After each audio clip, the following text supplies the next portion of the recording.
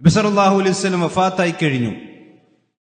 ആ പ്രവാചകന്റെ വഫാത്തോടുകൂടി മുസ്ലിമീങ്ങൾക്കിടയിൽ അഭിപ്രായ വ്യത്യാസം ഉടലെടുക്കുകയാണ്. ആദ്യം റസൂലുള്ളാഹി മരിച്ചോ മരിച്ചില്ല എന്ന അഭിപ്രായ വ്യത്യാസം ഉണ്ടായി. ആ അഭിപ്രായ വ്യത്യാസം എങ്ങനെയാണ് തീർന്നത്? ഖുർആനിലേക്കും സുന്നത്തിലേക്കും മടക്കി. അബൂബക്കർ സിദ്ദീഖ് റളിയല്ലാഹു അൻഹു പ്രവാചകൻ നിന്ന മിമ്പറിൽ കയറി ആയത്തോതി, വമാ മുഹമ്മദുൻ ഇല്ലാ റസൂൽ ഖദ് ഖലത് മിൻ ഖബ്ലിഹി റസൂൽ എന്ന ആയത്തോതി. ഉമർ റളിയല്ലാഹു അൻഹു പറഞ്ഞിരുന്നു, റസൂലുള്ളാഹി മരിച്ചു എന്ന് ആരെങ്കിലും പറഞ്ഞാൽ അവന്റെ തല ഞാൻ എടുക്കും, കാരണം റസൂലുള്ളാഹി മരിച്ചിട്ടില്ല. അവസാനം അള്ളാഹുവിന്റെ ആയത്ത് അബൂബക്കർ സിദ്ദീഖ് മിമ്പറിൽ ഓതിയപ്പോൾ ഉമർ റളിയല്ലാഹു അൻഹു ബോധ്യമായി, അദ്ദേഹം മടങ്ങി, പ്രശ്നം അവസാനിച്ചു. അടുത്തത് നബി സല്ലല്ലാഹു അലൈഹി വസല്ലം എവിടെ മറമാടണം? തർക്കമുണ്ടായി. അൻസാരികൾക്കിടയിലും മുഹാജിറുകൾക്കിടയിലും തർക്കം തീർന്നത് എങ്ങനെയാണ്?